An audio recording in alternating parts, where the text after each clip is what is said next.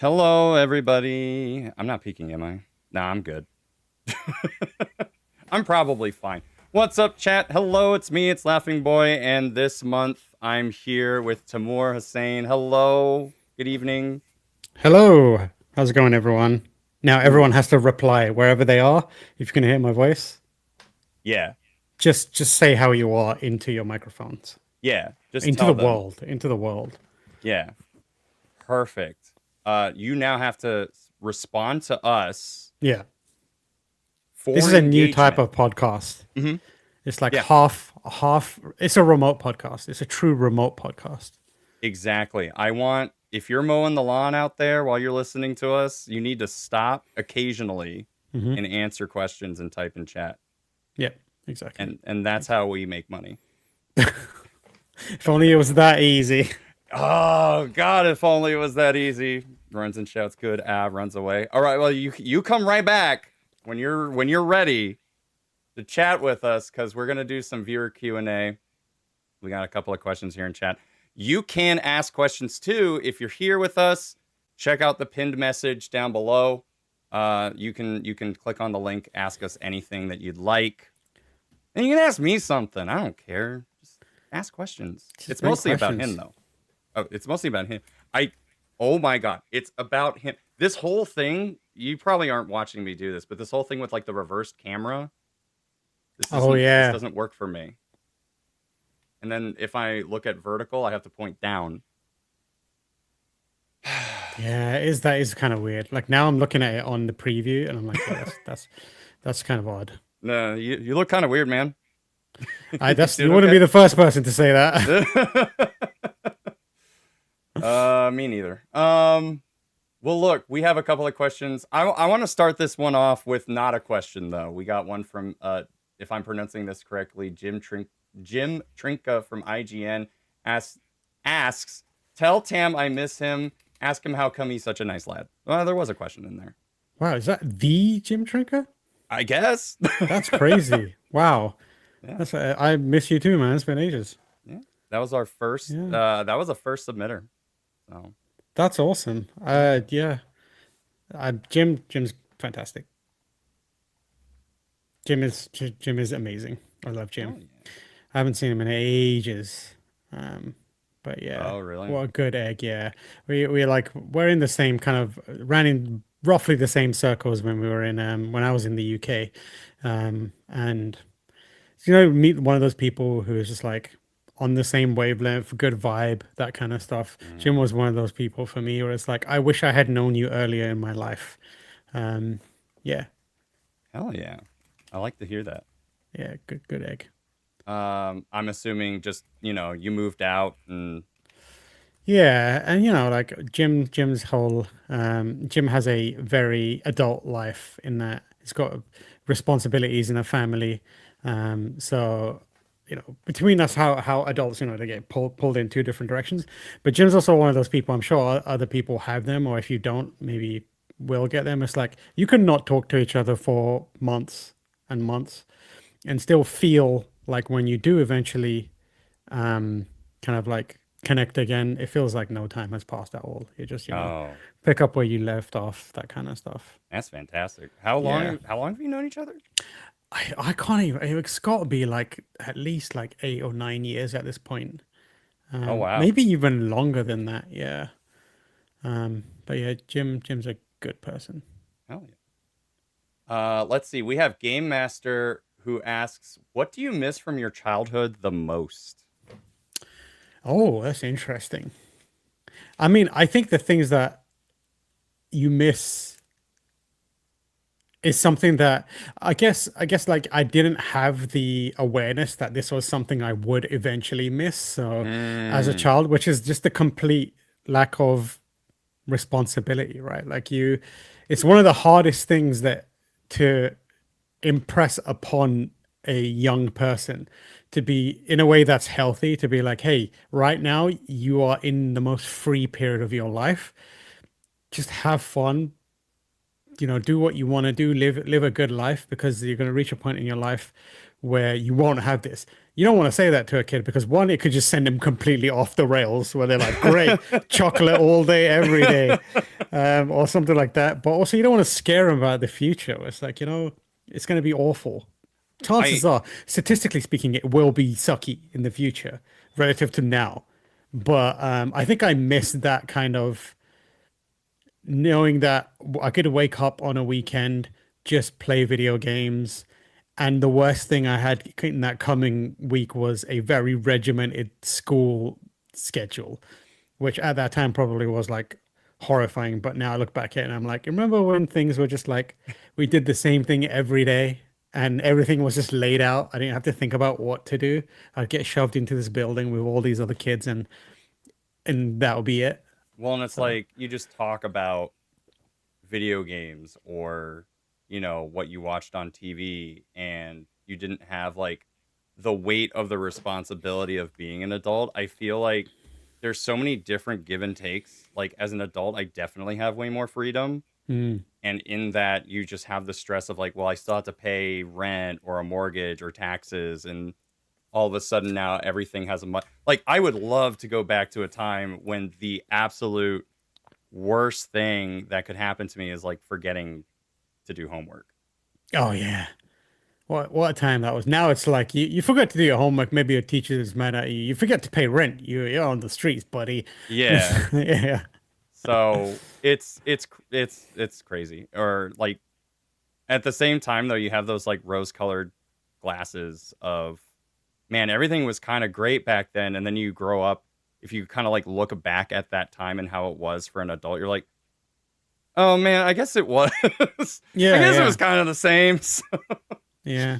I think that Uh, one of the most interesting things about this stage is like you reach the stage where you have the ability to, you have a bit of money, hopefully some of it's disposable, and usually you spend most of that time and money trying to like relive yesteryears, or like, yes. I just spent like the last few weeks excitedly watching X-Men 97, Yeah.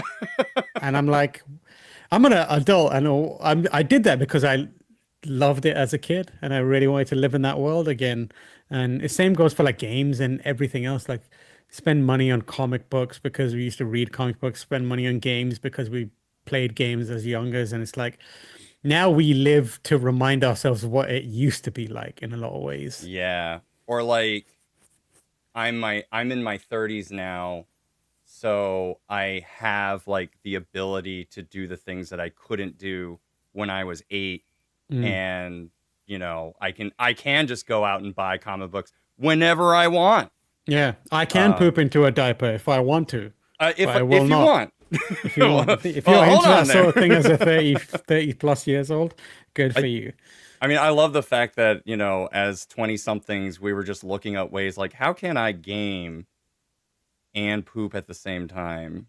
Yeah, no one's figured that out. Although Well, I did, Nintendo did. yeah, I mean, also I saw yesterday that there was a company in China or Japan that's invented a mobile toilet, so you can like signal for it and it will come to you, and it's like uses the same technology as like Roombas and stuff like that, so it knows how to navigate your home. So you could be gaming and then be like, all right, I need to go to the toilet, and then the toilet comes to you. How about that? That's the world we live in now. Could you imagine just doing that and you're like, oh, I feel like a king. Yep. This And is what everyone else is wealth must hearing it feel over like. the microphone. They're like, Yeah. are you pooping right now? No. No, I'm fragging. That's what I'm doing. Why do they Yeah, call it's it a a Chinese restroom? company. $4,000 autonomous robot toilet that drives itself across your home and comes to you when you need it. It's I called the Xiaoban.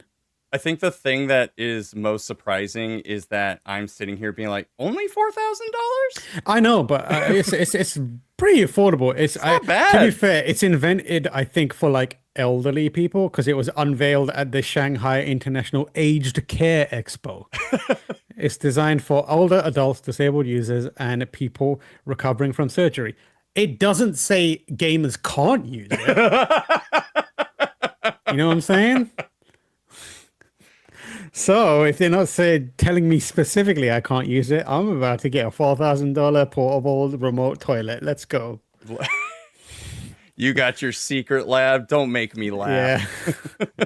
So if you suddenly see a GoFundMe appear with toilet on there, don't worry about it. Just contribute. Tamoor needs to poop. Yeah. Yeah. Yeah. Give me $500 and some duct tape. I can make you one. Interesting. Interesting. It's like, oh God, I was talking to a friend of mine, and his parents are like house flippers, so they have money. And he was telling me about how like, he's going on and on about their parents are like house hunting, and there's like, well, they're really trying to look for a house that has like the vents that like act as vacuums that like suck in everything into the wall, and like immediately without missing, but he's like, oh, I just realized I said like a rich person thing. And I was like, what do you mean? That is so rich that I don't even know what that means. I'm like, apparently there are homes where the floorboards, like, like right up against the wall. Yeah. They have vacuums. That's so crazy. Like, it just sucks in all the dust that collects against the wall. And I'm like, that's wild. That's amazing. A self-cleaning house. Could you imagine? That's crazy. Especially when you have two shelties like I do, and it just clumps in those areas specifically. Yeah. And I'm too poor for this conversation. Like, I mean, you're not the only one. We're all here together in unison, holding hands, being poor. We're just like the ending of The Grinch Stole Christmas, just singing about how poor we are. All holding hands, except I'm on a portable toilet. And, yeah. You got what you wanted. Yep, I'm good. I'm gonna ride off into the sunset on my portable toilet. As long as it has wheels, baby. Farting in my way into the horizon. I was just telling you, like, when we were trying to get all the stuff done before the podcast, I was like, what are we going to talk about? Because you weren't. I told you we'd find something, and boy, did we find it. Yeah. We have Forrest Minish in the chat saying, great guest, excited for this. Oh, thank you. Yeah. I'm very excited to talk to more people outside of specifically content creation that celebrate games in their own way, and this is mainly what the podcast was to be about. And we're poop. Yeah. Sure. It was one of the unintended side effects. Yeah. Hemorrhoids being the unintended side effects of that mobile toilet. Favorite food that you can eat anytime, anywhere. All right. I'm about to give you guys a tip that every time I say this, everyone recoils in horror. And then a few days later, a few hours later, I'll receive a message being like, you are right. I'm sorry for reacting that way. That was uncalled for. Yep. Everyone loves the classic peanut butter jelly sandwich, right? I'm with you so far. Remove the jelly and instead replace it with sriracha. Peanut butter and sriracha sandwiches, okay? Don't question me. Obviously, if you're allergic to peanut butter or sriracha, or you just don't like either of them, it's not going to work for you. However, put that together and you will be surprised how good it is. It's one of those things where you can eat at any time and it hits everything. You feel like, you feel like you're eating a dessert, also savory. It's kind of substantial. It's got a little kick to it. I recommend it. Everyone watching, listening, give it a go and then let me know how you feel about it. My favorite thing is that there is a delay in chat. So you say the thing, and then about 4 to 5 seconds later, that's when everyone's just like, wait, what did he just say? What did he say? What did he say? He's eating a peanut butter sriracha sandwich on a mobile toilet? What's going on? Well, that's why you need it. Yep. Wait, so what's the ratio? Just an even spread. Like I like an even. Actually, I'm a monster. So what I like to do is, you know how some people will be like, I'm gonna create a smooth layer of peanut butter and smooth layer of jelly. Yeah. I'm the other way. I like it to be like tumultuous. I want like clumps here and there, because then you get like, I don't like the uniformity. I want to be able to like bite into it and be like, all right, there's a little bit of peanut butter. Bite. Oh, this is just a massive mouthful. But with sriracha, you generally want to create like a nice even layer. And that doesn't mean have just a thin amount of sriracha. You can have a lot of it, just try and keep it even because you don't want a big, clump or like a glob of sriracha that can like upset the balance a bit. But you can go wild with the peanut butter. Go wild with the peanut butter. All I can think about is like the old commercials for Jif where it's like you see the hand holding the bread and Mm. it's peanuts, just like actual peanuts, but they spread the knife over it and it turns into peanut butter and it's just like, wow, what a nice even spread. There's a person on social media that I really love to watch, and he makes or they make peanut butter sandwiches, but they use the tools that builders use to like lay Yes, I've bricks. seen this. Yeah. And it is so satisfying to watch this person like, move it around between these two flat metal plates and then just like spread it on a piece of toast. And, I, I and was I'm like, like, you oh, and he eats it.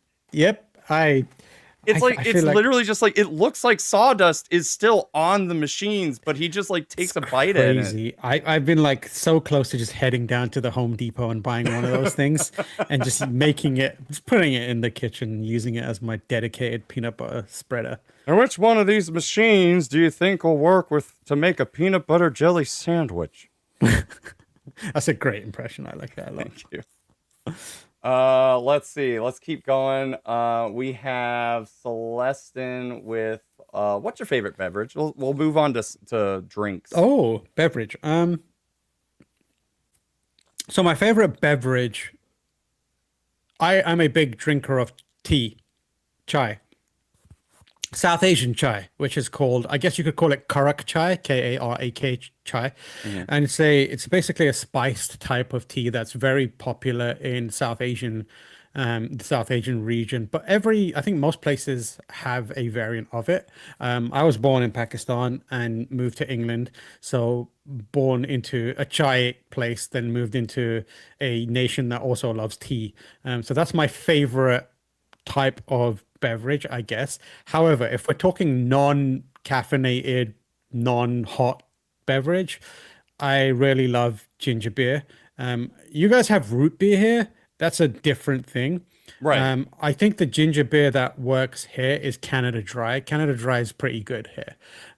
But in the UK, we have way more variants and they treat it like hot sauce basically. You can get like really hot ginger beer, you can get like mild ginger beer, like really, that kind of really, stuff. yeah. Get the root in there. But Canada Dry ginger beer is pretty good in the US. So that's my Interesting. other favorite one. Yeah.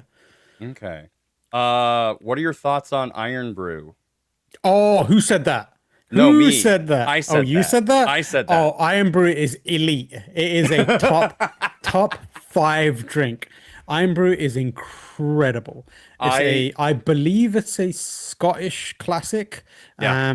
Shout out to Jim Trinker. Oh, Thank you for that. Jim hell is yeah. Scottish. But yeah, Iron Brew is so good, man. You know what my favorite thing to do with Iron Brew is? This is where if it wasn't clear, I was formerly a very large person. So I have spent some time innovating in the world of food and innovating in the world of rapid onset diabetes, which I do have diabetes now. But it's my own fault, and thankfully I'm dealing with it. You're But managing. my favorite thing to do was, you can get the like you get those little I guess they're called like not stencils but like little, you could pour like stuff into it to create your own like the ice little ice lollies. makers. Yeah. Yes, like, yeah. exactly. So I used to put Iron Brew into those and then put the stick in, and then you get basically an Iron Brew ice lolly, ice pop. Those are so good. So good. It was so funny. So like I went to the UK for the first time ever last year.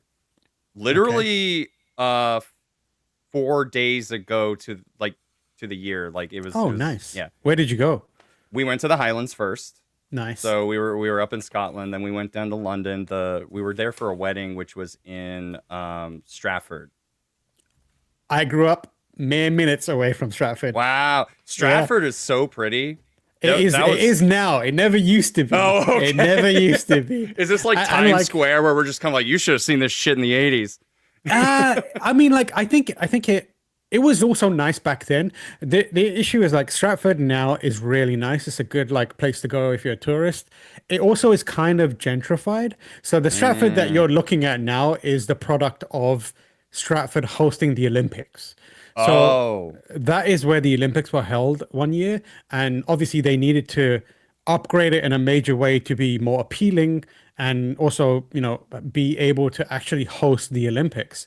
So a lot of it looks very modern now, like the Westfield there. The hmm. Westfield there is fairly recently erected, and like before that, I don't know if you saw it. So did you go to the Westfield there in I'm trying to. Stratford? I don't think so. So if you ever go there, across the road from the Westfield entrance area is another shopping center. That was our shopping center, but now it's Oh, basically a wasteland almost. okay. So that was like Stratford's always been nice, but yeah, Stratford now it's like a metropolitan, nice looking, like tourist friendly area, but Yeah. it's also just a great vibe. Like it's one of the best places to be in London if you're on a summer day. Like people are out there Oh chilling yeah. out, hanging out. It's really nice. I love Stratford, but yeah, Yeah. I spent many, many, many hours of my days, weeks of my childhood in Stratford. Yeah, Yeah. So like, it was a very nice. That was a very nice part of the 2 weeks that I was down there. But when we first arrived, we were in the Highlands, and I mean, what a nice first like place to be because everyone right. is like super nice to you. They're just like glad you're here, kind of thing. Yeah, yeah. Um, and we had to because a friend of ours was talking about this, and my friends kept saying "earn brew, Earn brew. Yeah, earn brew," and I was like, okay, that's a I don't like in your head if you've never actually seen how iron brew looks. yeah. If somebody says earn brew, like I don't know what you're thinking. Like I have no idea what this looks like. Finally see the can and it's IRNBRU, and I was like, Iron yo, that's brew. iron. Yep, It's yep. iron brew. They're like, what? And I was like, look, it has the shape of a barbell, like, or a Do you know dumbbell why it's rather. It's called like it's that? iron brew. So originally it was spelled iron, IRON, Oh but they really? had to change it because the thing doesn't contain any iron. So they were like, Oh, "You I got to thought this was change like a that." Mountain Dew situation where they had to Yeah, no, shorten it no, because they wanted to be cool. no, no, no. They were just like, "Oh, I guess we'll show you." Just remove the one letter. Well, now it's filled with earn. Earn. Yeah, but Yeah. it's such a good. I don't think there's any other equivalent drink that tastes like it anywhere. I've never experienced anything that tastes like Iron Brew anywhere else in the world. And I think the thing for it is like when you look at it, it just like to us, if I show this to an American, I guarantee you they're like, oh, Hmm. that's got to taste like orange. Yeah, yeah, but And it it doesn't. doesn't. No, no. It tastes And like funnily bubble enough, gum. I believe its origins are actually New York, which is funny. Really? Yeah, yeah. But it's just like that when it traveled over and the Scottish element side of it created their own version of it, it's just like far superior and just kind of took over. Yeah, it's That's good. crazy. So great. If you're in this world and you haven't had the opportunity to bless yourself with Iron Brew, take it the moment you get it. Like even if it's like you're at one of those like, oh, this is a British or UK store and Yeah. the bottle is like $10, just buy it. Just do it. You won't regret it. If even if you don't like it, you have a story to tell. Yep. That's my Exactly. philosophy on that. Yeah. Let's see. So we got that done. Let's see. Ooh. Freeze Flame Weavile asks, "What do you think is the hardest thing you've done in a Dark Souls game outside of beating them? Like, have you done any additional challenges?" Hmm. I'm not sure. I'm not one of those people who does challenge runs or anything like that. I think that I could do it, but I know that the frustration I would likely feel in the process of figuring that stuff out and then doing it, it has the potential to impact my overall feelings around those games. So I don't want to turn them into something that I build even a small amount of resentment towards. Mm, Um, those games are challenging enough on their own. right. I think I did try and do on Sekiro. I tried to do like a complete boss run a while back, and I got most of the way through and then just got killed by, I think it was like the inner version of Owlfather, and I was like, you know what, I don't need to do this. I'm just gonna enjoy these games for what they are. They are challenging in their own right, but yeah. Yeah.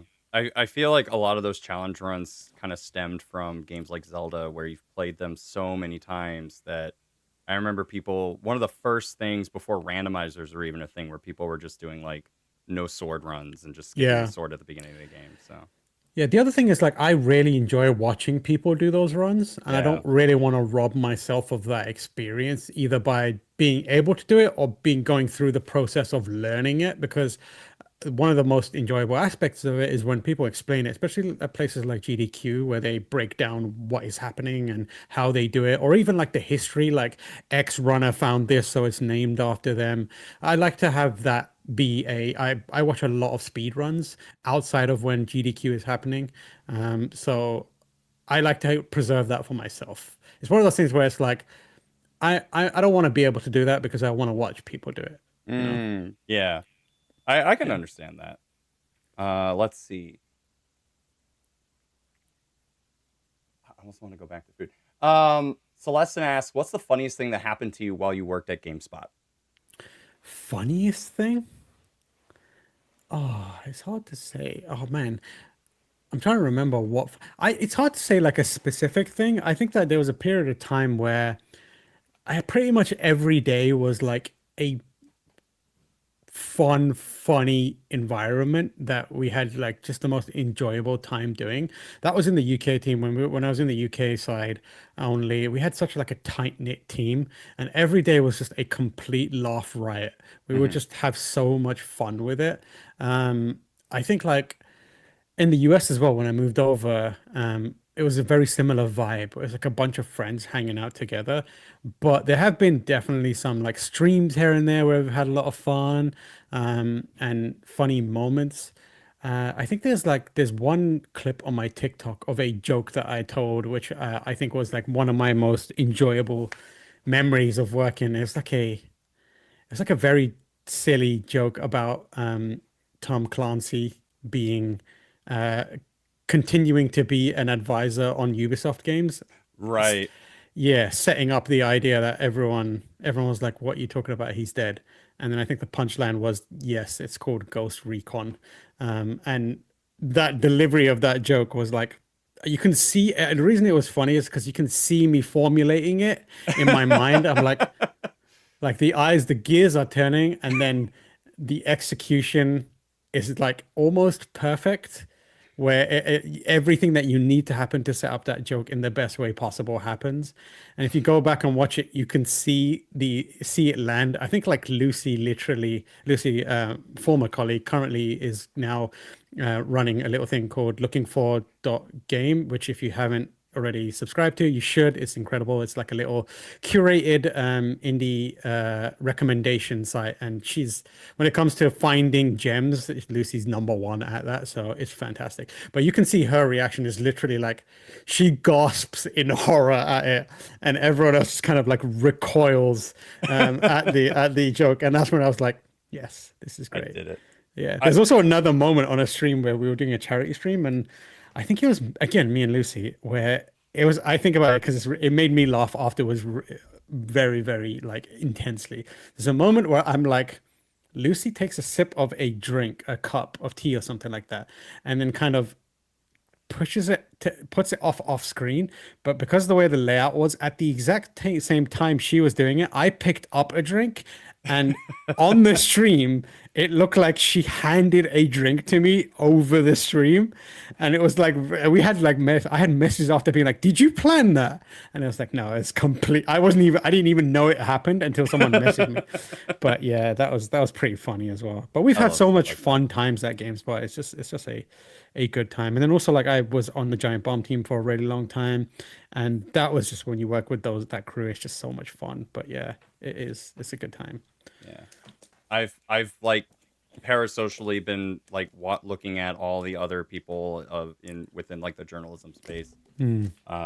Yeah, it does seem like, especially, you look at like the kind of funny group, you look at like Lucy James, you look at you, and it just seems like everyone's just kind of I almost wanted to say like collective trauma bonding over games journalism, Yeah, but like yeah. I because mean, like, everyone's been in that space for over 10 years at this the point. interesting thing is, like, when I was in the UK and I would be listening to like Gamespot, the podcast, or One Up, or even the Kind of Funny, like well before I was a contributor to Kind of Funny, I was a huge fan of it. And one of the things that I really loved was, and people used to talk about all the time, how small the community was, especially in Mm, San Francisco. And one of the saddest things for me was by the time I got the opportunity to come here, the industry landscape looked very different. And I remember lamenting the fact that I probably wouldn't be able to have that kind of almost community feel when I was in the industry and in San Francisco.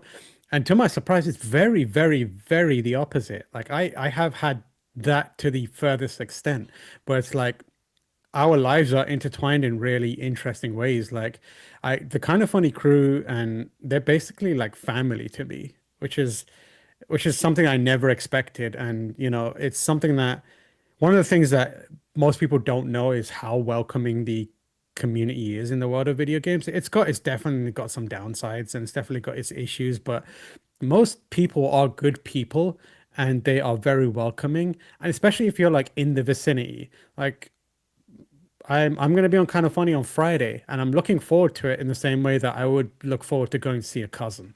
Like I'm going to go and see mm, my basically my family and chat to them about games for a bit. I'll hang out.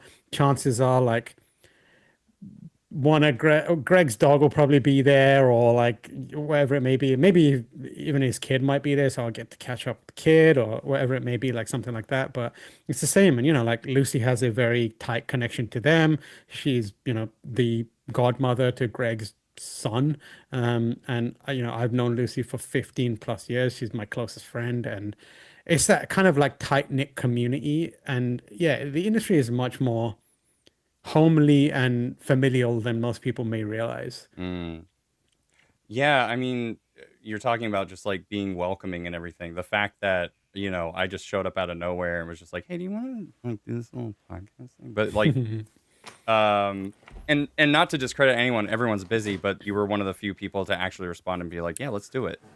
Yeah, I Like, mean, just like took a chance, I mean, like I think it's I like to do it because I just like talking to people, especially as people like I've been on the other side where I've sent a email and been like, "Hey, do you wanna?" and then not heard back or just not had any kind of like progress in it. And I know how it is devastating, but also you can't let it be devastating. You can't accept that you can't internalize the feelings of disappointment because that can be the thing that kind of like stops you in your tracks. You kind of right? just have to keep it rolling. So whenever I get the opportunity to do that, I want to be the person who helps keep that momentum going, because that is I was that person once, and Yeah, I had people very fortunate. I was very fortunate in that some people, decided that they wanted to take a chance on me, and it could have, and in many ways could have been the thing that got me to where I am today. So I like to do that for folks, and also I think it's kind of important now given the way the industry is. It's smaller than ever. It's also more fragmented than ever, if you know what I mean. yeah, The connections are fewer, but there are still loads of pieces out there, and so I think it's good to try and connect people as much as you can, or connect to people as much as you can. yeah. And doing a podcast is like, it's not no skin off my back. And also like I'm more than happy to just chat for an hour. That's an hour that I would have probably spent doom scrolling on the internet. And if I can put that aside and have a conversation with someone and maybe connect with people in the community, I take that as a win for me. Mm. Yeah. Yeah, I mean, I definitely appreciate it, and especially what you're saying with like everything, all of us kind of, especially now with video game being the way it is. Yeah, it would be nice to have a. Sorry, I just hear connect to people and then USB connection sound. Okay, but no, it's just I think it's important to be able to talk with one another, and like Yeah. I said, I think being able to share your experiences with my community as well, Hmm. just so that they have a better understanding of like what's going on Yeah. in all these different spaces that they probably wouldn't know. I think I've talked to a lot of content creators, and a lot of it is this. It takes a while to start to get to a point where I can ask like a content creator like, how does this work for your like mental health, and then they just kind of tell me what's up, and I think the community now has a better understanding of, Yeah, yeah, this shit's not easy, and I imagine it's going to be very similar when we talk about like other types of video game communities as for well. sure, for sure. Yeah, exactly. Last one before we take a break. We have one from Letpren who is asking toast with mayo, yay or nay? Huh.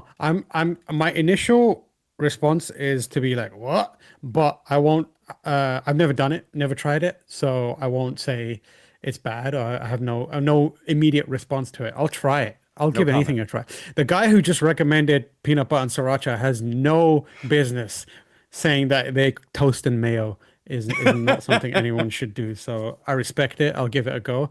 I'm a mayo fan. I'm a toast fan.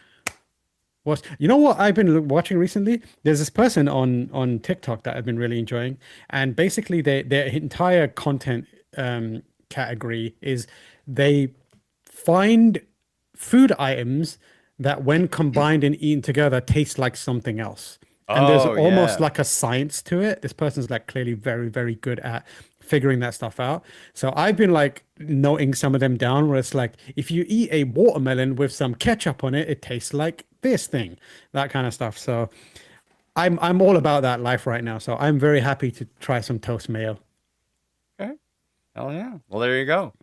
Let's take a quick break. When we come back, we've got a podcast for y'all. We're going to talk about a little bit more about your Londonisms, your journalisms, your Mm. Gamescomisms, and YouTubeisms. We'll talk all about it. But we're going to take a very quick break for you, just so we can get our audio stuff set up first. Thank you guys so much for tuning in. Stay here for like, you go up and stretch your legs. You know what I mean? Like, Squats. I want yeah, 10 squats minimum minimum. Come if you back here can and tell do me how them. many you did. All right, we'll be right back.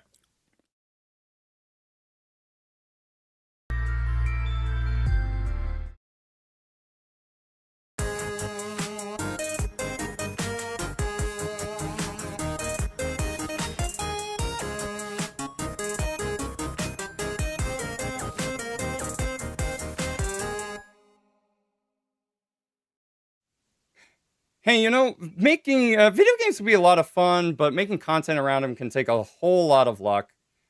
Welcome to episode 14 of Good Luck, Have Fun. I am Laughingboy, and I am joined here by editor for GameSpot, creative director at Giant Bomb, and YouTuber Tamoor Hussain. Oh, here we go. Wait, nope. Here's the button. There you are. Gotta get. Hey, Hello. hello everyone. How you doing? I'm doing good. I'm excited to be here. Thank you for having me. I am very, very jazzed to talk about video games and the world of video games. Let's do it. Hit me. All right. Why is there no longer any hope in video games?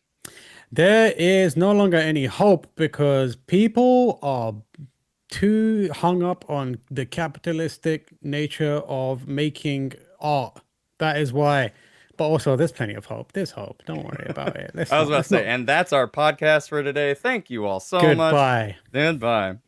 And Yeah. and man, the sponsors will love that. Uh, we're going to talk a lot about your career and how you got into this video gaming space. But let's go back in time, shall we? Yeah. Uh, are you more of a North Londoner or a South London guy? I'm an East Londoner, baby. Ooh. I'm East till the day I die. All Except right. I'm in San Francisco, so statistically speaking, I'll probably die in the Bay But my Area. heart's there. Yeah, my heart. Yeah, I grew up in the east of London. Lived there in, I guess, we call them council estates, but I guess you would call them the projects here. But like government supplied housing. I didn't come from an affluent background or anything like that. At one point, I was living in a one-bedroom flat with 10 people. That Wow. was the kind of that was the life. And you know what? It was a hell of a time back then. But yeah, East London is always where. After that, I moved into like a house that, but st always stayed in East London. East London is where I put down my roots, and it's where they will remain as far as I'm concerned. All right. So sell me on East London. What's your favorite thing about having grown up there? I mean, East London, I think is every part of London has its own little flavor to it. And I think East London, the thing that I really love about it is the diversity around there. There's so many people from so many different walks of life, so many different ethnicities, religious affiliations, cultures, that kind of stuff. And it's all a really, really nice melting pot to the point where I always say, like, if you want the most authentic cuisine from a specific place outside of that specific country, you probably find it somewhere in East London. Like the outside of going to Pakistan or to India to find like a type of curry to eat, like the best place you're probably going to get it is in East London because the Pakistanis, the Indians who would have made that back home have immigrated there. They are sticklers for ingredients, that kind of stuff. We have like Polish food, we have Jamaican food, we have Somali food. So much good cuisine. And I'm not a big like cuisine guy. I use it as kind of a reference point for how much of a melting pot East London is. Hmm. It's definitely got its rough sides, but it's one of those places where everywhere is dangerous, but when you grow up there and you live there, it's not dangerous to you. You don't feel that danger in the same way that someone who's not from there would. And also, like as we talked about in the Q&A section, it has changed over time to be a little more modern to well as a function of needing to host events like the um the Olympics. But yeah, I mean, like East London, where I'm from, it's where Alfred Hitchcock was born and raised. So if you my local, I actually grew up in the town that Alfred Hitchcock grew up in. Oh, David Beckham is from where I'm from. Uh, there's a whole bunch of real good talent that came from East London and have gone on to be quite prolific and also quite influential that most people might not know. But yeah, East London's it's a beautiful place. It's one of those places where I go where I tell people you should go there and hang out. It's nice. You get a good vibe. You get a good feel for London there. oh, okay. Hmm. I've seen so. We have friend chat saying I've seen so many videos of people going all around London, and yet I still can't tell East London from West. Oof, oof. East London from West London. There we go. Diction is done with the tip of the tongue. Yeah, it is. It's one of those things where from the outside looking in, unless you have that specific experience, it all looks very similar. But once you've lived in London, you know where the what they're defining and the differentiating factors are. But generally, I think Londoners they have that fundamental similarity in almost everything. It's just we speak very similarly, we come from very similar backgrounds. There are parts of London, West London, that are a little more affluent. So I think that usually the most obvious sign that someone's from East versus West versus North is like that level of affluence. And but Mm, for the most part, there's a common thread that unites everyone in London. And the good thing is everyone's aware of it. So even when it matters in times where it matters, most people in London they come together in a way that's special and life affirming in many ways. nice. It is interesting because it reminds me like when people talk about East, West, North London, it's at a much grander scale than I think it is. Like when you Mm, talk about, especially like places like DC or New York, when you talk about the East Side, West Side, or anything like that, it is so much more small compared to when you talk about mm. like East London or West London. Yeah, I think the other thing that makes it feel much bigger than it actually is, I think there's probably a lot of those places are square footage or mileage probably bigger than East or West London or even London as a whole. But I think because it's not a uniform block system that America is built on, it feels way bigger than it is. And that's one of the things that I miss about London is it's everything is walkable and it's just Yeah. a every around every corner is something interesting. You're never walking in straight lines. You're ducking and diving and weaving in between streets, back streets. The back streets are as important as, the main roads in London. Whereas here it's like if you're going onto a back street, usually you're in a rough situation. Like you don't really want to be caught in the Tenderloin in San Francisco, for example. Having said that, I love the Tenderloin. I lived near the Tenderloin on the very border of it for a really long time. I spent a lot of time in the Tenderloin, but in London, you're like streets are interlacing in very many ways. It's the From Software world of streets where everything kind of folds back in on itself, There's a and swamp you never somewhere. there is definitely a swamp. There is a poison swamp in various parts of London, but like I think that helps make it makes it harder to pin down and build that mental map of the city.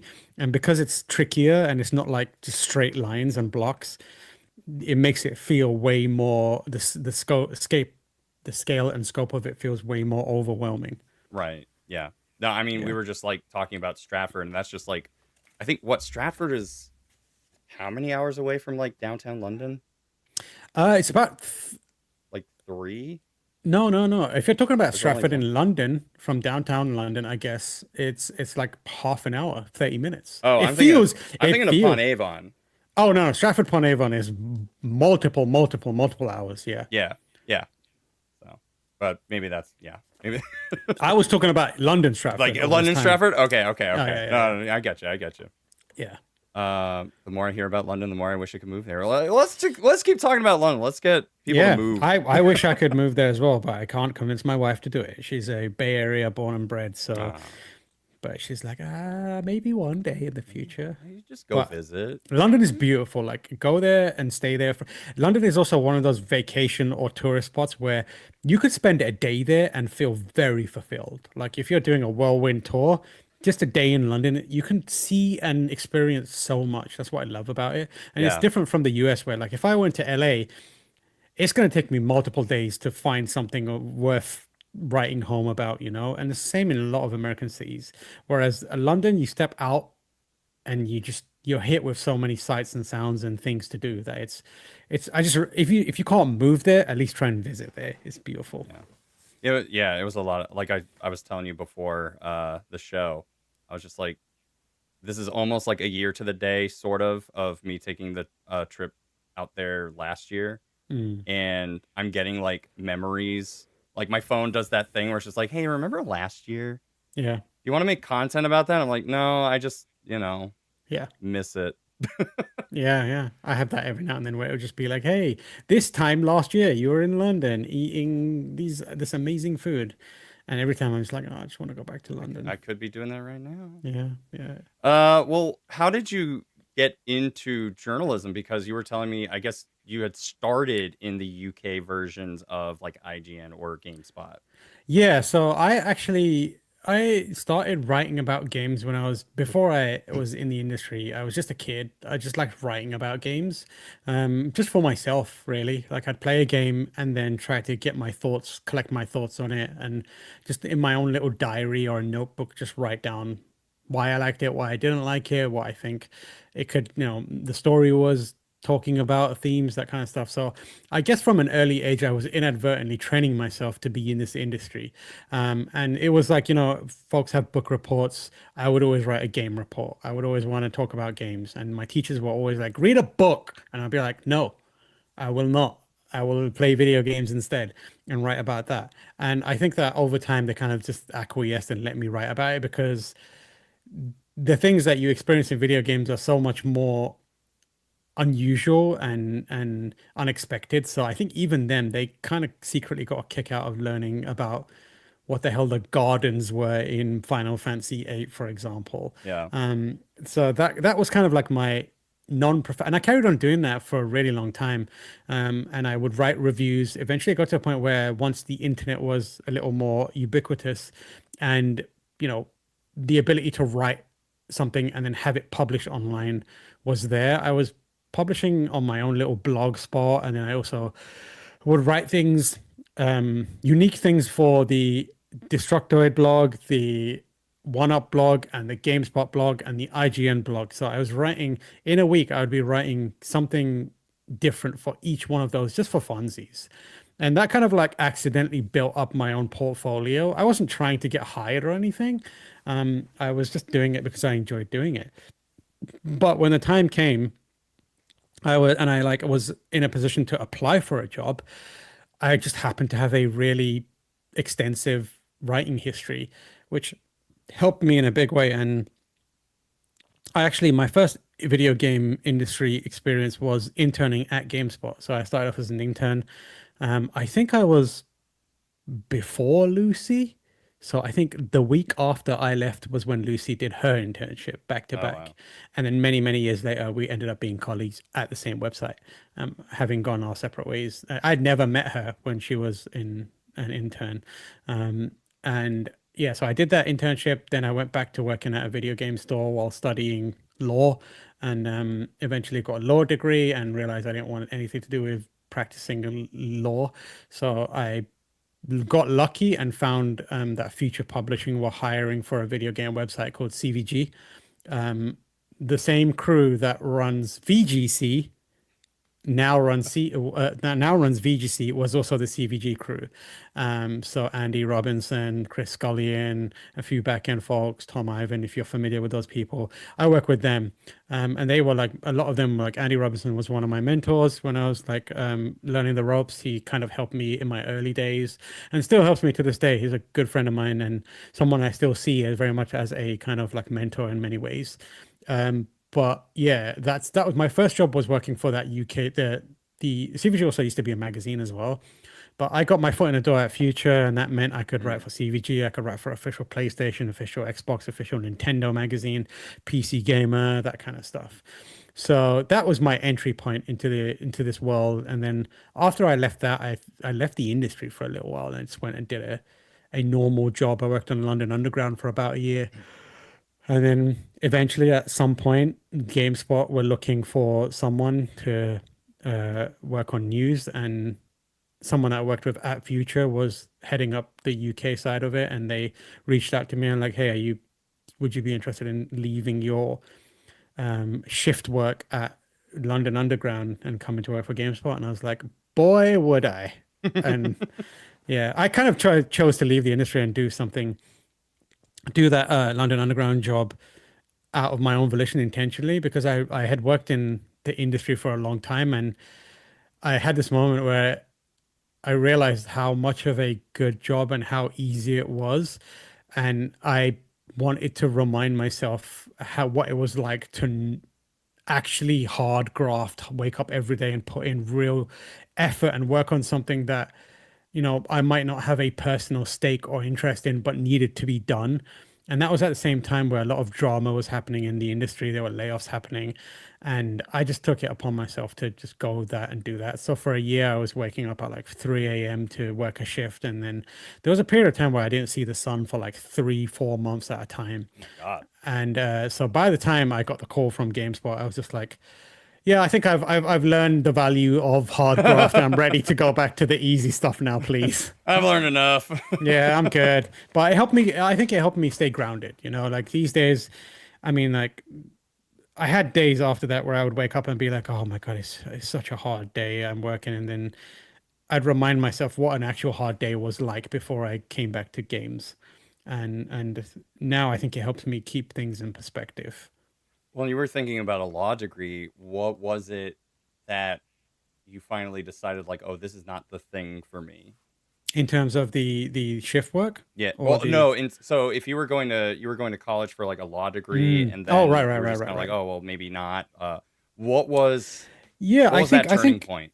the turning point, I think I always knew, because as I said, like I grew up just writing about games, but I resigned myself to never being able to work in games because those jobs were very America centric and I was in the UK. Like I was never going to be able to work for GameSpot. I was never going to be able to work for IGN because they were very much localized in San Francisco or US and that kind of stuff. And so I didn't really think about it, but I always loved reading magazines. I would buy magazines every week. And by the time I was in my second year of studying law at university, I realized that I couldn't carry on doing this because it was just so not attuned to who I am as a person and what I wanted to be doing that I could feel that it was like wearing me down in a way that felt unhealthy. So I reached a point where I was like, I just can't carry on doing this. Like I can finish my degree and get a degree in law, but I know that if I carry on pursuing this, it's going to lead to somewhere destructive. And that was from that point on, I knew I just had to do something else. if I wasn't fortunate enough to end up in the video game industry, I probably would have been working in some other vocation completely separate for law from law. So it was a kind of like turning my sights inwards and seeing what was the reality of the situation, and that was a major part of it. But also at that time, like trying to become a barrister was in the UK was it was unlikely because of various, I guess, background issues. I came from a working class background. I'm Pakistani. I'm Muslim. So my chances of rising up the ranks to be a barrister at that time were going to be very, very unlikely. Like the odds were very much against me. And I'm very thankful to my university, one of my university law teachers, who like opened one of our first ever classes by saying, "Hey guys, there's a lot of different types of people in here. A large number of you won't be able to practice law through no fault of your own." And that was kind Wow. of like a reality check, which I needed. And she gave it to us because she had been through that process herself. And I think she That's felt that responsibility. And I was very thankful for her because that kind of like put the seed in my brain where I was like, I feel like I could fight through this and reach some level of success, but I also could just as easily live a content life where I'm doing something that is easier and isn't, driving me up, or where I'm not facing these hard walls that are walls that I probably can't overcome or break through. So that was a big part of it as well. yeah, and I mean, there's like a huge difference between success and fulfillment. I feel Hmm. like you could have found some success, but would you feel fulfilled? Yeah, and I can give you a kind of anecdote around that. So, because of the way the requirements and the impact that working on the underground has on you. Generally, people who work for London Underground are paid very well, but very well is relative. Again, you're not seeing the sun for months at a time, weeks at a time. If you're doing like early shifts, your health takes a very, very, very, very sharp nosedive. You have It's very difficult public interface. It's hard labor at times, so they pay you as if to kind of like make up for that. So you get paid a lot of money. So everyone there was making a good salary. And before I made the decision to leave and go back to games, I talked to a bunch of people that I was working with in the stations, and I remember asking the same question to everyone: how much of a pay cut would you take to sacrifice what you have now for fulfillment? And Mm-hmm. there were people who said stuff like £20,000 is how much I would give up if I could wake up and feel fulfilled every day and also feel like I'm not crushing myself. And I think at that moment, I realized there's a very, very important distinction between fulfillment and satisfaction and then just doing a job. Because, you can just do that job, but it does have an impact on you, whether it manifests in an obvious way or whether it's you're able to identify in yourself. It does have an impact, and that impact can, if you have the luxury to be able to do something fulfilling, that is something that can be remedied by doing something that you care about. Yeah, I mean, and God, I remember working a job I hated, and in a much simpler sense, it was like I kept making more and more money. Mm, This is like part time job, yeah. and I was making way more than minimum wage. I was making I think I got up to like $13 an hour back in like 2009's economy. Yeah, it's good. It's not bad. Hmm. But I remember, and I regret it a little bit, but I hated the job, and somebody was just like, "Oh, like there's a game store opening up, like you want to go work there?" And I was like, "How much?" And they went, minimum wage." And I went, "I'll do it." Yeah, yeah.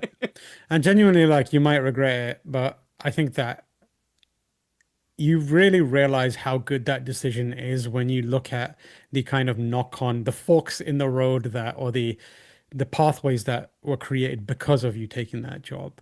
Yeah, Whether it's people you meet or an interest you find or even something that else you do that you think gives you fulfillment, like something like this. Like there's, the butterfly effect of you having this podcast and connecting with a community in all likelihood started when you decided to take that minimum wage job. So there is definitely value in that kind of stuff as well yeah. beyond, just the monetary one. Oh yeah, absolutely. So speaking of like video games, well, that's a horrible segue. Um, but what is it about talking about video games that that you enjoy the most? Is it like the opinions that you might have of a video game? Is it more of the philosophy that you want to talk about? Yeah, I think it's a little bit of everything. I think the thing that I like about talking about video games is I think I'm not good at it. And I think that it's important that I'm not good at it because it video games are such an evolving, constantly changing medium, and new ideas are being created and executed in different levels where there's no uniform, easy way to talk about it. Every time you talk about a video game, a new video game, you kind of have to try and figure out a new language almost on how to approach it if you want to be effective about communicating it. Like I like to talk about games because each time it's a little challenge. Like how can I effectively communicate what I'm thinking and feeling about this game in a way that someone else can hear it and receive it and understand what I'm saying. Like even in sports, there's an easy way to talk about the sport as it's happening on a screen. And that's how commentary works, right? Like there's obvious ways to talk about how a pass is made or how a point is scored. And you can rely on that. I think there's less of that in video games, or at least when you're doing it when someone's talking about them in a way that feels good and interesting, they rely less on that. Like you can say the easy thing where it's like Call of Duty is a first person shooter that you go into this XYZ and hit all the benchmarks and hit or tick all the boxes that effectively are a product description. But if you really want to connect with someone and really have a take on or a analysis of this game, you don't rely on those. You try and come up with different ways of speaking about that game in a way that feels fresh to yourself and hopefully to other people. So that's one of the things I really like about it. But it's also a way to connect with other people, right? Like is other people almost always have a slightly different take on the experience that they had versus yours. So it's a really easy way to conversate with people on common ground that never feels like it's stale or rote, if you know what I mean. Yeah, I mean, you're talking about like ticking all the boxes to make something a first person shooter. And I mean, I'm old enough to remember when they weren't called that. And they Hmm. were called Doom clones Yep. because we didn't even know what to call Doom. It was Yep. just Doom. Yeah. And so it is a very evolving industry. I think there are some aspects that you can kind of like return to and use your prior knowledge for, but it is I mean, imagine talking about VR 10 years ago and we didn't really know what we could do with it at that point. Yeah. Yeah, exactly. So, But no, yeah, that's that's one of the reasons I love it. It's like it's always a challenge. It's always a interesting challenge. yeah. I have Ame in chat saying Doom clones. I have never heard that, but it's also funny. It's how we kind of got into because like there's a psychology of how your brain categorizes things because that's the only way that we can kind of observe the world. And so Hmm. I had an old professor that said, "Oh, well, it's kind of like a filing cabinet. You look through the filing cabinet when somebody says like, "Oh, I played a first-person shooter." And you go into your filing cabinet in your brain, and you're like, "Okay, first-person shooter. What do I know about first-person shooters?" "Oh, yeah, okay." And then you start talking about Hmm. it. And that's sometimes good or bad. But I think what happens there is that we have to categorize things in order for us to more clearly understand it because otherwise our brains can't handle Yeah. too much information coming at us at once. So when somebody tells me it's a Doom clone, oh, I know Doom. Or when Yeah. somebody says Metroidvania, I go, well, I know what those two things are. Yeah, and it's interesting because like Metroidvania is the one I constantly think about where I've started to see it being called search action type games now, Yeah. which is an interesting evolution of that genre and how it's discussed. And that's one of the things I love about it. Like even the oldest genres continue to evolve both in what they are and the way people talk about them. So it's a constant fount of new experiences. Yeah, absolutely. Let's see. What have been the biggest changes, positive or negative, in journalism since you had started? Hmm. I think the I think is both a positive and I guess in some respects negative. it feels like it's way more democratized now. Anyone can do it. That's not to say necessarily that everyone gains the same level of success, but the accessibility is the biggest difference now. It means that people can, if you have a desire to do it, the barriers to doing it are lower than ever. If you have a desire to do it professionally, the barriers are also lower than ever, but the competition is higher than it has ever been. Everyone can do it, so you're going up against everyone.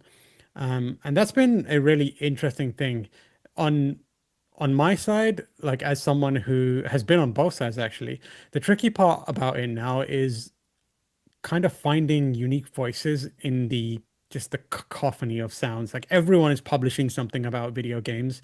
So trying to seek out those unique voices can be tricky. It's overwhelming more than anything. And at the same time, the fact that anyone can say anything about a video game, and given the current landscape of the media and social media, people are almost on equal footing. That can be abused in some very, very unfortunate ways, Hmm. and it often is. So that kind of like democratization of who can say what is both a blessing and a curse in a lot of ways. I think that's the biggest change about it in media wise, and also like the general health of it is not great.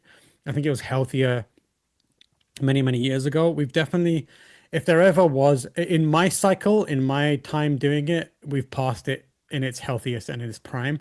And I say my cycle because years from now it could go through another renaissance or like another uptick and everything is great again. And by that then I'll be dirt in the ground probably. But in at least in my where I am now, it's never been this unhealthy, unfortunately. But at the same time, people are there's a there's a upside to it where we wouldn't have places like Aftermath now unless layoffs happened. And I'm not trying to, you know, Right, thumbs but up layoffs, but yeah. like Aftermath is a fantastic website.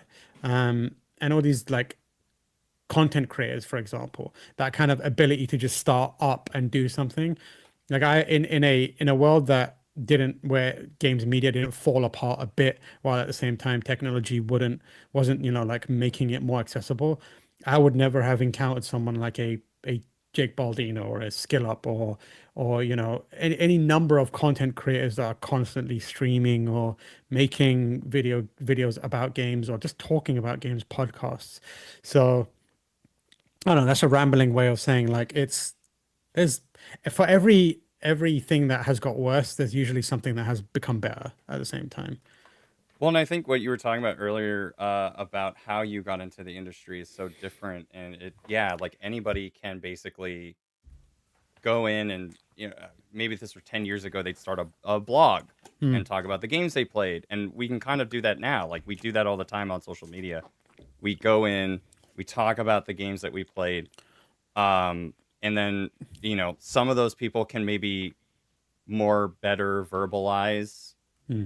the thoughts in their head and why they think it was good. Others are just like, man, that game was like really good, and then that's it. But yeah, it is, I think, easier for everyone to be able to enter into a space that they want to enter into. But I understand what you're saying of like it's much more difficult because so many people can do it, and Yeah. now there's also that little algorithm aspect to like who gets to be chosen Yeah. At a to some degree. baseline level, it's like if your desire is to just make content about video games and it's not necessarily intended for you to be the next, Jacksepticeye or whoever it may be, like if you're okay with just speaking to a small community of people who are like-minded or even not like-minded but willing to listen to you and challenge you on some of your ideas in a healthy way, it's so easy to create that little community for yourself. Well, and, one of the things you had mentioned is that you're looking for unique voices. What is a unique voice to you? I think the unique voice, it breaks down on different levels, granular levels. It can be something like, I want to find someone who has got something new to say about this game or something different to say about this game. So that's one type of unique voice, and those are tricky to find as well. They are on a game by game basis almost. But also if you like pull back a bit, there's also unique voices in like where are these people, everything from like where are they situated to what is their background to what is their gender, what is their religious background, what is their ethnicity, what has been their video game background. Because I've like, I love finding people who just started playing video games, you know, they don't have the history of being there when the Super Nintendo or the Atari 2600 or PC games or whatever. There's a unique angle to someone being like, I started with PlayStation 4 and Wow. here's Yeah. what I think. Like that's a unique voice to me. And those are the kind of things that are difficult to find. But yeah, I like to try and find a unique idea and a unique voice and unique personality as well. And there's so many out there. Sometimes the difficulty is sheer amount and trying to find someone that works best for you. Sometimes it is also difficult to find a person. Like there's a period of time I still think in a lot of ways it's like that where weren't a lot of women pitching things and at the same time there was more personally and also the content that was being released, there's more of a desire for perspectives from women to be surfaced and given a space to talk, you know. And sometimes the need can't be met, and that's unfortunate. But I think we're in a much better place in Discover. I think the place we're at now is like an embarrassment of riches or options almost. Um, but yeah, that's that kind of unique voice. It kind of goes from game by game basis or topic by topic to just what is this, who is this person, and do they have some sort of life experience or background that makes them different from everyone else or interesting to whoever else is talking about this game now. So it's kind of like, can you put yourself into the thing that you're writing? Yeah, yeah, Yeah. that's a good way to look at it. Or even like remove yourself from it in a way that lets you say something interesting. Like you don't necessarily have to put yourself into the thing. It's also subtraction is also an interesting perspective. If you Mm. can come up with a, you know, a way to approach it and talk about something.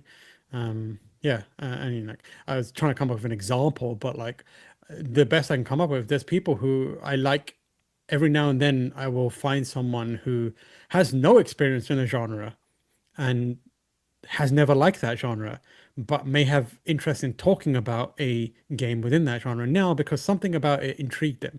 And on a if on a pile, if I have like a pile of people who have been playing this genre for their entire lives and know it inside out, versus one or two people who have never played it and just want to approach it from someone who's got a fresh perspective,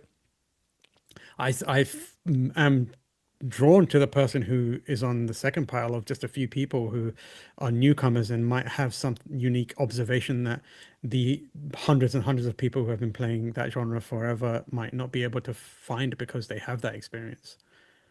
That's interesting. So I'm thinking about going back, like, where did your video game experience actually start? My video game experience started a lot by watching video games more than playing video games because I grew up in a family where like most families, you know, I didn't initially have a console. I would go to my cousin's house, and my cousins had the Super Nintendo. That was the first experience console that I ever like encountered. Hmm. And I remember one of my earliest memories of video games was the title screen to Super Metroid, and it remains one of my favorite games of all time. And it's like burned into my memory, that title screen. And because of that, a lot of times I would go to my cousin's house to just watch them play games. And a lot of the games that they were experiencing hands on are some of my favorite games of all time and became that just because I watched it. Like Street Fighter is a one of my the franchises that has been there my entire life. And that's most of my time as a kid with Street Fighter was spent watching other people play it. And that was where I started. Eventually, the first console I got myself was I guess you guys call it Genesis here, Yeah. a Sega Mega Drive. Yeah. That was the first console I ever owned. And that's where it all started for me personally, where I started playing games and being able to, you know, experience everything. And I didn't really have a say in what games that I had.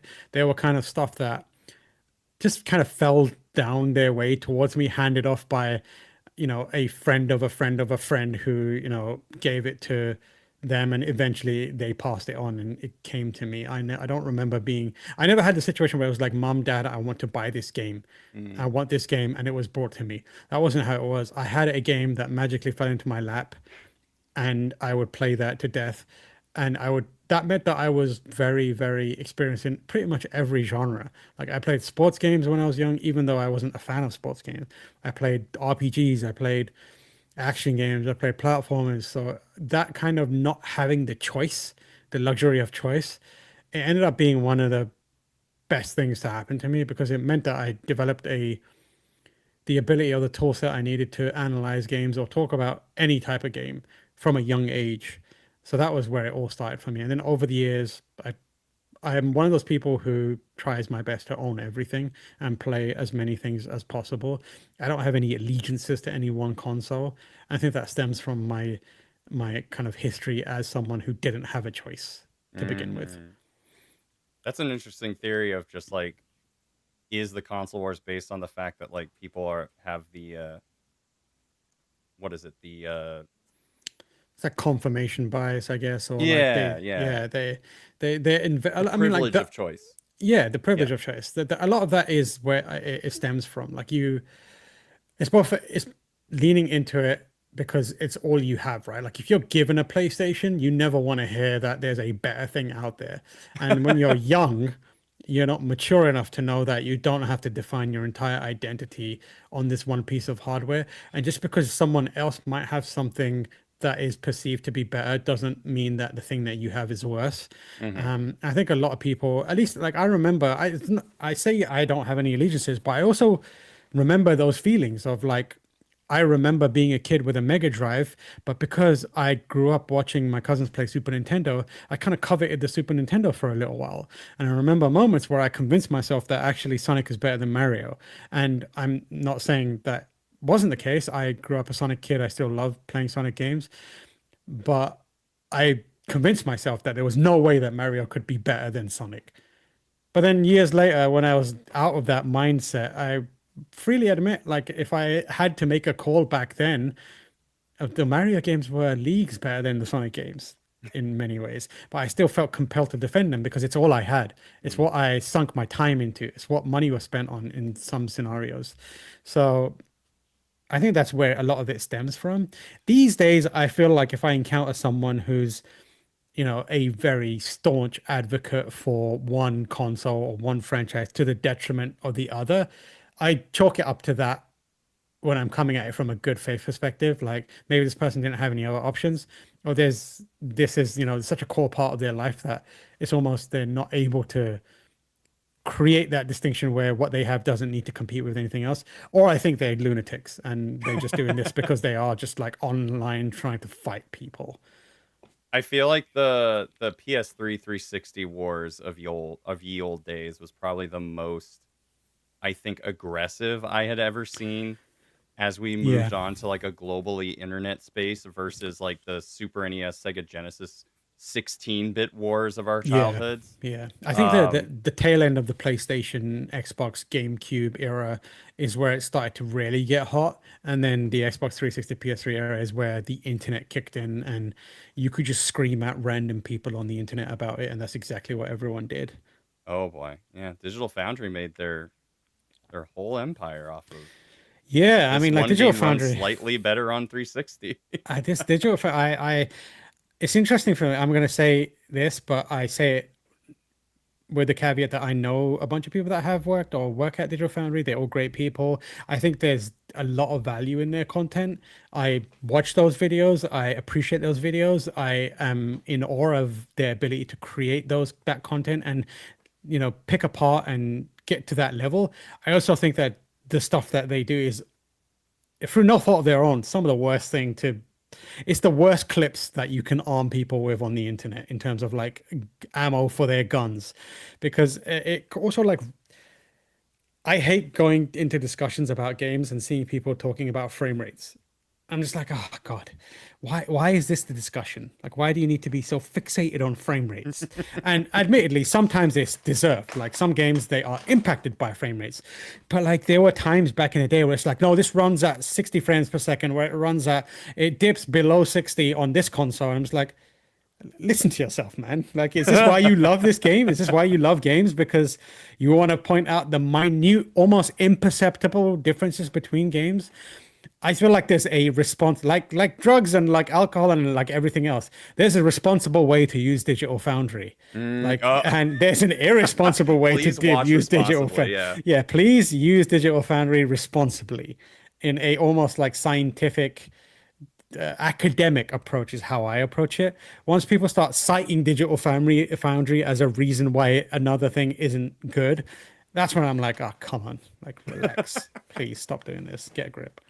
I can definitely understand that. As a PS3 owner, it was just like I paid $600 for this thing, so I have to justify it. And so the Red Ring of Death was just kind of like, ooh boy, something to Yeah, like, my system will never die. It died a couple of times. That thing yeah. sitting over there is a Frankenstein ship of Theseus of what it originally used to be. Yeah, the yellow light of death, I think it was on I had it PlayStation. twice. Yep, I had it a couple times, and yeah, I remember that fight as well. And I was just like, "What? It doesn't need to be this way, guys. Come on, everything is great." But like, I had the luxury of having multiple consoles, so that's why I True. was able to reach that point where I was working at a game store. I could get a staff discount. Had some disposable income, and also like the majority of my, anything I wanted to spend money on was generally focused on video games. So I was in a Yeah. position to have that kind of like, I'm not committed to anything. I'm a freelancer. I'll go where the wind takes me. But like I said, if I only had the ability to afford an Xbox or a PlayStation, I probably would have been in the comments being like, haha, Red Ring of Death to you. Probably. Yeah. Well, let's talk about the present. We're not going to talk about, well, We're not going to make me feel old anymore. I am of probably similar age based on the hour that I've known you. Yeah. I mean, like I imagine, I'm thinking of like experientially. I've had to think Ah, about being a child a lot today well, in this true. last. You had to think about your I'm whole talking about life. relative to myself. Like I feel old now because I just moved my leg and it clicked, and I'm like, there was a time where it didn't happen. There There was was a time where a I could move my leg and it wouldn't click, and also I could play PlayStation games. there was yeah there was like a health insurance commercial, and they were talking about like as you get into middle age and things start happening, and it's like one of the examples is like your knee just gives out for no reason. I'm like, oh my god, I'm Oh there. yeah, Like my oh knee yeah. just like I'll walk, and then all of a sudden I'll just be like, oh, Yep, I didn't know that that. is it buckles. You know what's God. interesting? Like I was very unhealthy as a kid, as I mentioned, very large boy. Let's not talk about that. But as I got older, like now I feel I am more healthy than ever in my mind. Like, because Mm. I've lost a bunch of weight, I eat healthy, I work out very regularly. So in my mind, I feel capable and young. And then I go out and shoot a few basketballs, and then my body's like, your body is not young, buddy. Like, relax. And like, I'm still not, I haven't attached the mind and body kind of relative to who I was and who I am now. So I keep accidentally injuring myself by, if you told me like, can you do a backflip? I'll probably try to do a backflip because my brain thinks I can do a backflip. My body is not capable of it. I mean, to be fair, my 8-year-old brain told me I could not do a backflip, so I don't think my 37-year-old brain's gonna tell me to do a backflip. Fair enough. Fair enough. So, yeah, let's talk about the present. Let's change gears a little bit. How are we feeling so far about Gamescom? Gamescom is interesting. This is the first time in many, many years where I haven't been. It's kind of like broke my streak. I love Gamescom. I think Gamescom's an interesting. I was thinking about this the other day actually, and I was thinking about making a video about it on my YouTube channel, but maybe I won't. I'll just talk about it here. I think what Gamescom is and has been and how people receive it has been changed by expectations around other events. It's the same kind of thing where it's like connectivity and the ability to have a discussion with anyone about games has kind of impacted the way we talk about games. Hmm. Gamescom is a event that sits in between Summer Game Fest and the Game Awards.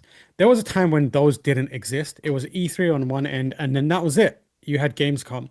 So there was a period of time where Gamescom was for a very specific type of person. That was generally Europeans who weren't able to travel to America to go to something like E3. So it was almost like an E3 2.0 or like a E3 runoff where people would take the builds they had at E3, just move them to Gamescom, and then you were able to access an entirely different audience because they weren't in America. They weren't going to E3.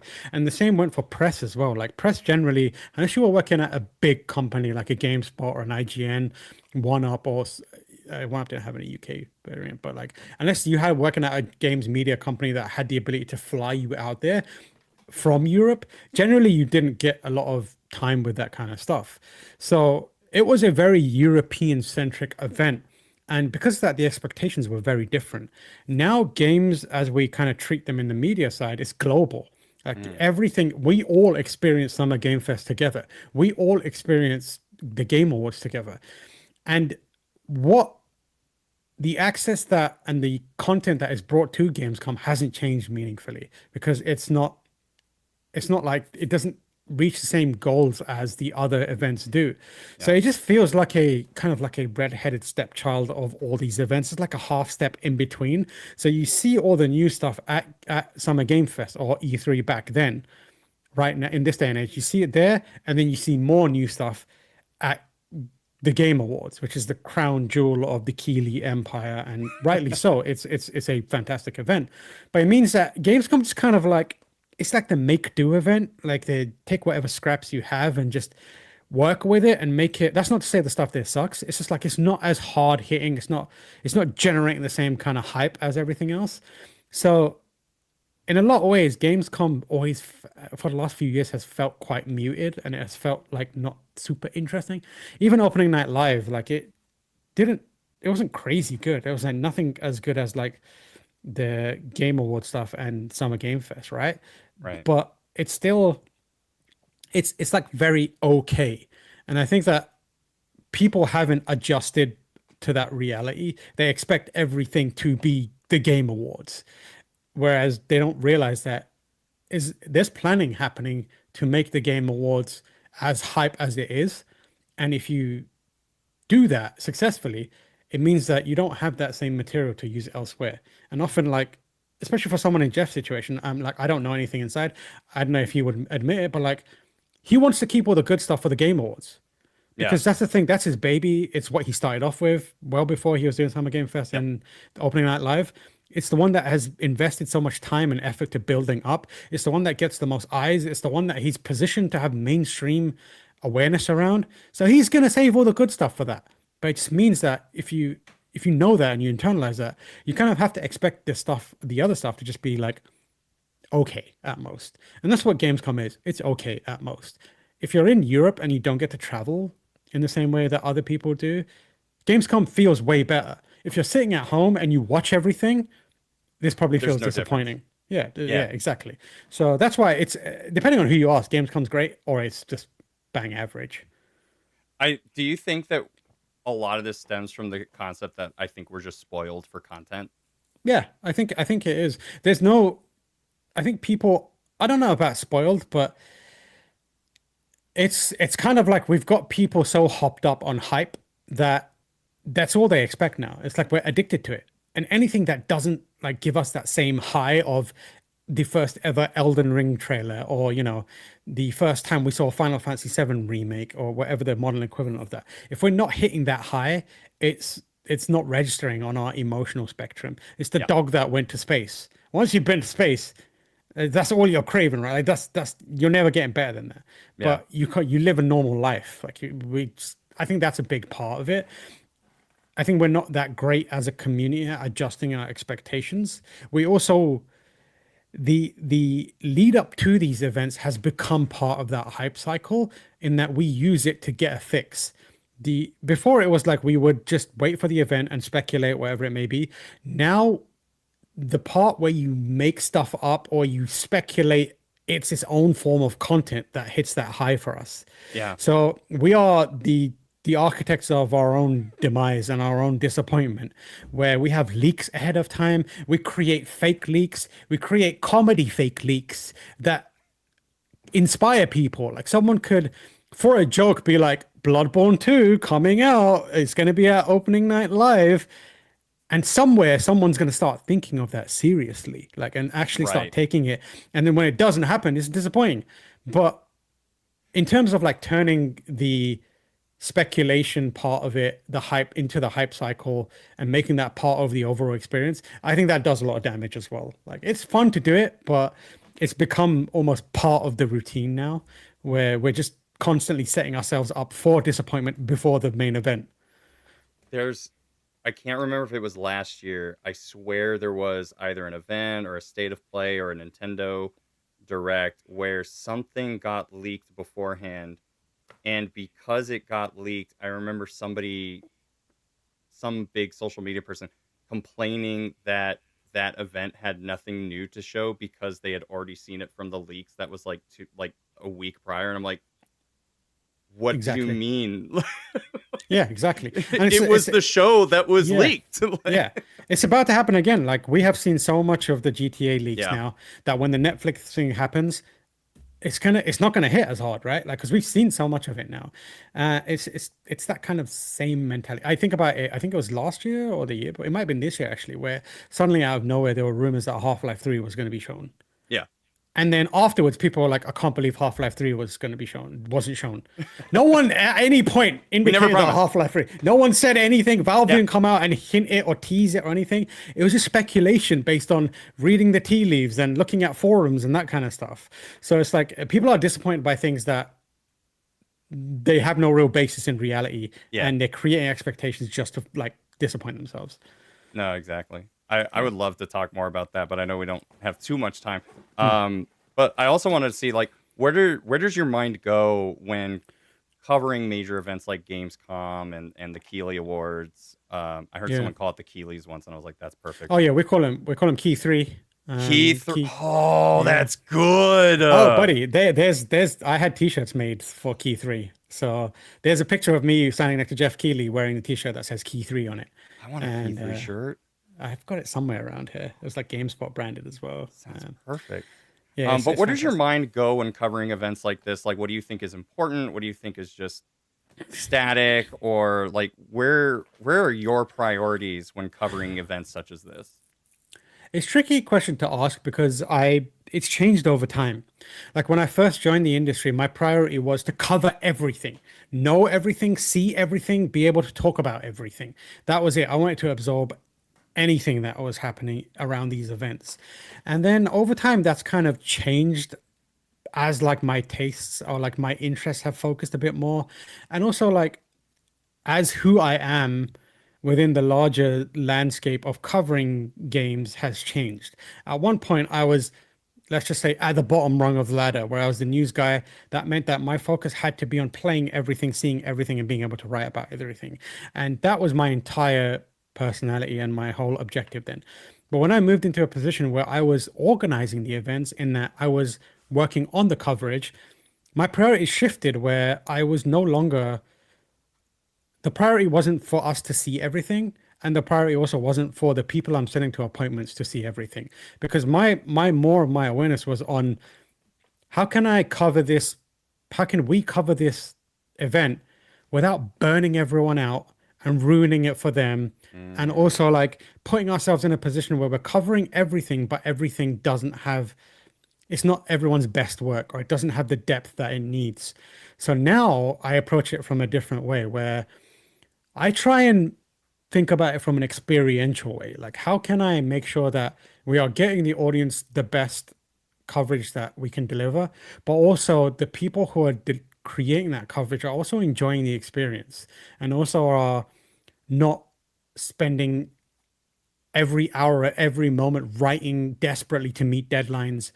And because that's been my focus, it also has mean to necessitate that I have to place less of a focus on certain things. Like I don't try and book everything anymore. Like I don't. There was a time where I'd book back to back to back to back to back to back because that's how it was, and I had schedules made for me. Nowadays, I'm like, no, I don't want to do that. I don't want to cover everything. I will. I know this person like this game, this franchise, or this genre. I'm gonna book them that for that one thing, and then everything else around it is a bonus, and I'm going to try and spread it out so they have the time to experience something, think about it, absorb it, go and sit down, write something or be on a video and be able to be human being and communicate about that event instead of a machine that's churning out content. Hmm. So these days, I think less of it as like a content perspective and more of a people perspective. And it kind of helps because, personalities are what lead the content these days as well. And you don't want the personality to be talking about games just be like absolutely just drained of energy because they've been running back and forth between things and they've not had a second to think about it. So, and there's also more games than ever. Like Yeah. it's so hard to cover everything. Now I place having fun at a much higher position than when I'm organizing events and attending events. Sometimes I will tell people like if you go to this appointment and you come out of it and nothing moves you, just don't do anything on it. Like just forget that you went there. If you don't feel like you have something important to say or something meaningful to say, don't say it. Like don't put yourself through the the grueling task of sitting down and writing or being on camera just for the sake of it. And Yeah. if you find something that you are suddenly interested in, let me know. And if I can try and arrange an appointment for it, I will do that. And I hope that that leads to people putting out good content, the audience being able to consume that good content, and the person who makes that content feeling good about themselves and the content they made.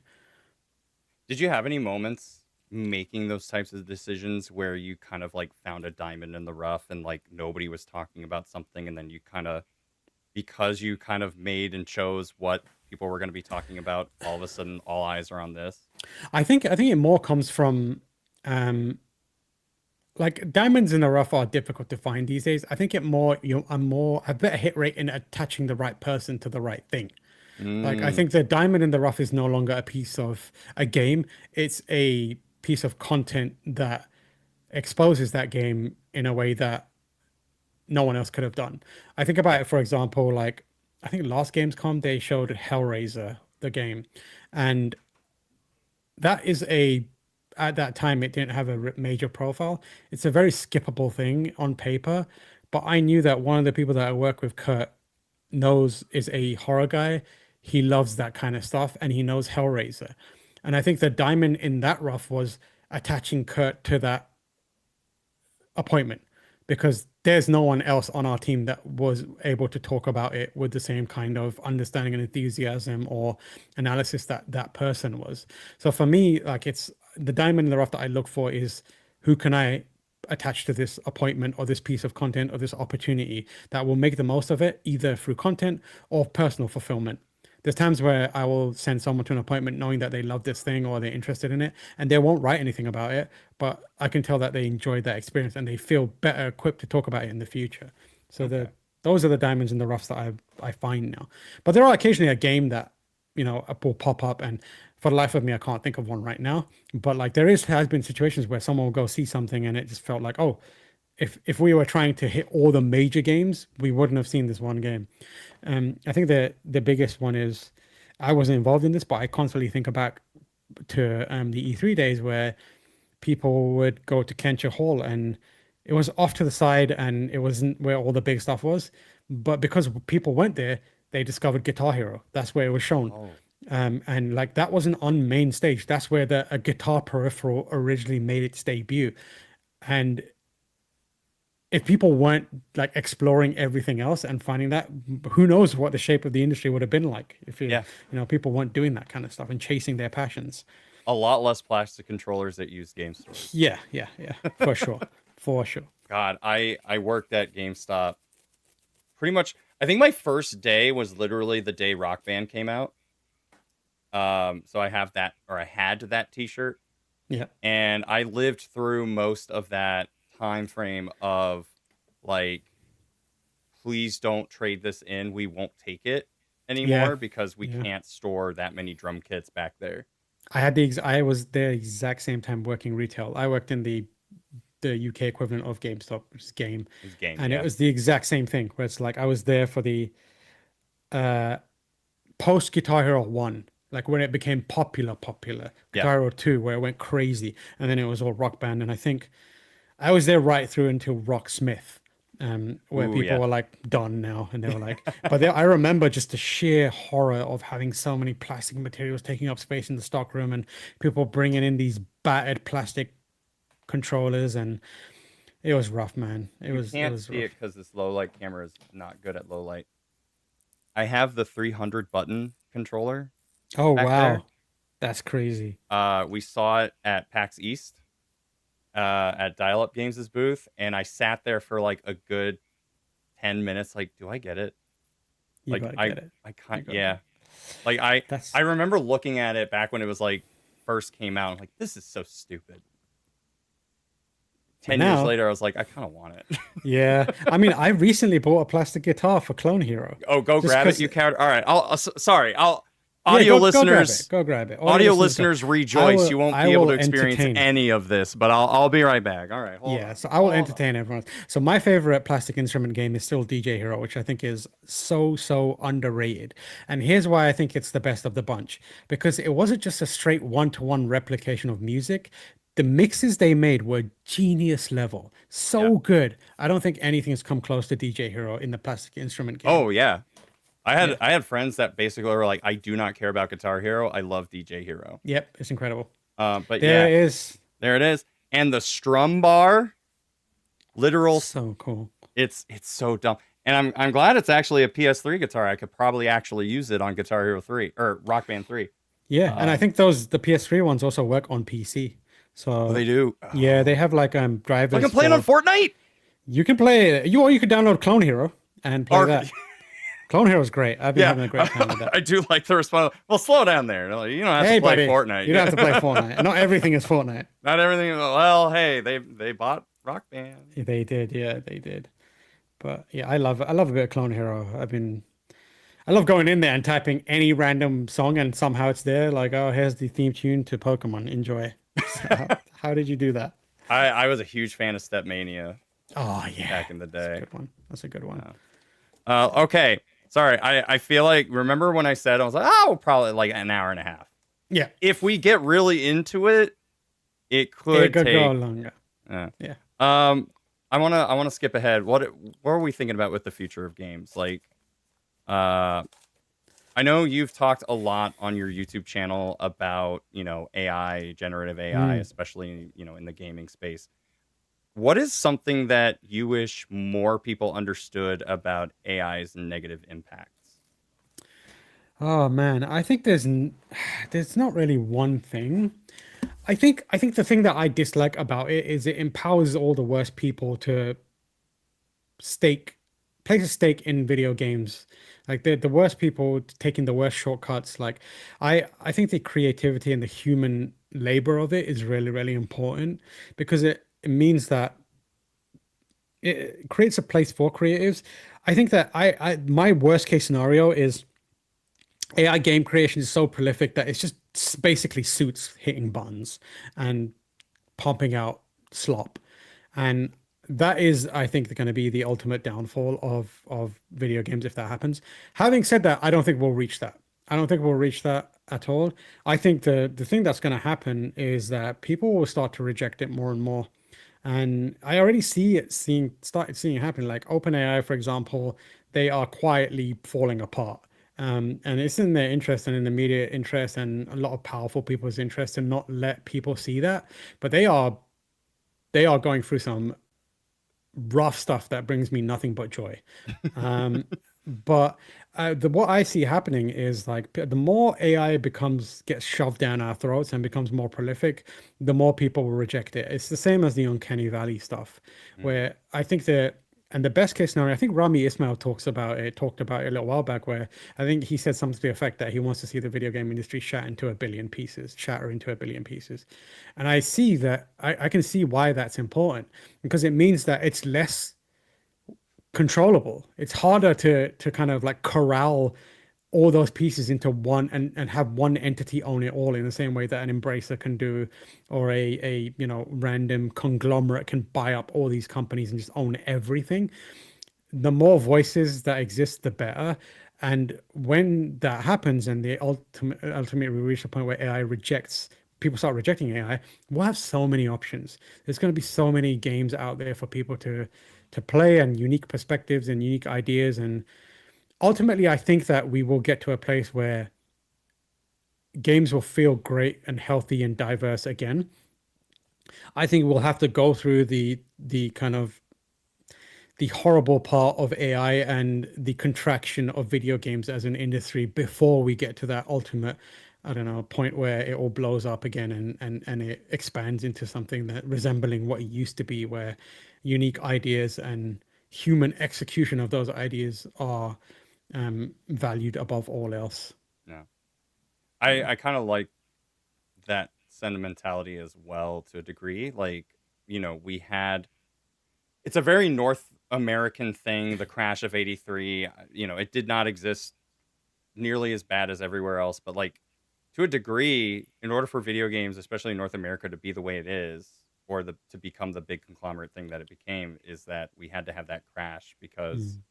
so many standards were set in place by Nintendo that then, people started rejecting and the barriers started to go up and up. But like they did that in order to create control, but also make sure that they didn't fall under the same issues again. Like it's kind of Yeah, that double-edged sword. But exactly. you wonder if I feel like we're in a slow burning crash right now. Oh yeah, yeah, we are Um, definitely there. I've been thinking or talking about it for like 2 years up until this point, and I feel like we're just kind of in it. Like it's not a thing that happened. It's just taking its time.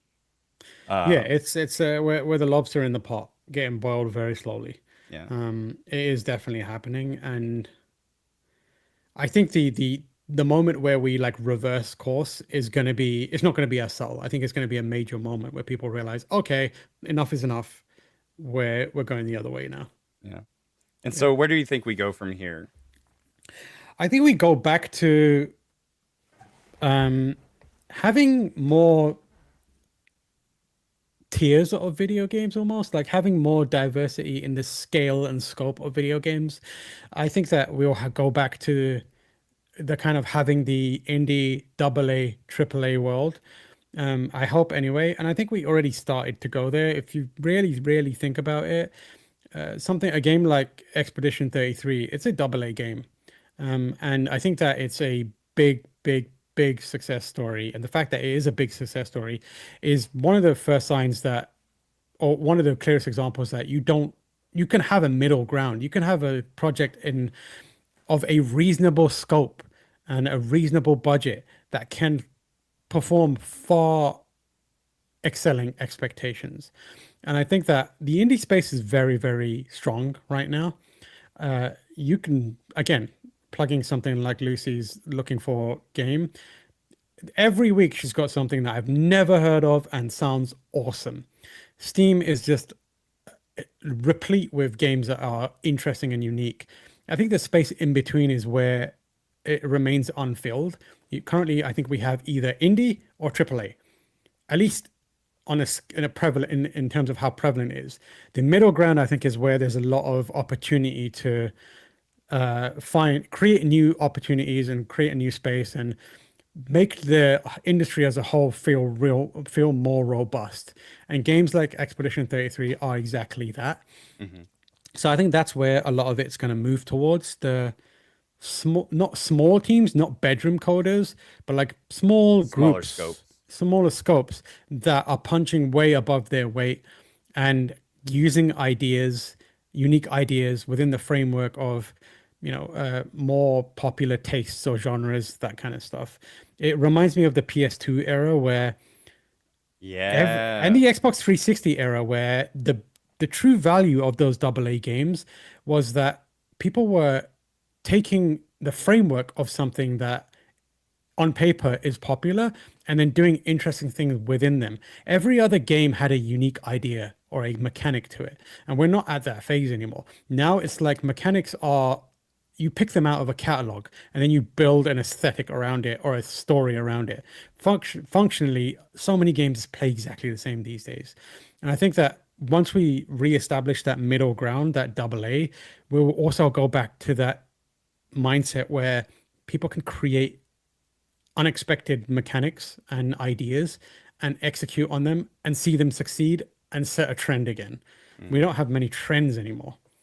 And it's kind of hard when a lot of these like huge publishers are not really going to take much of a chance on something that isn't IP because they're just banking on IP Exactly. selling the game. But Yeah.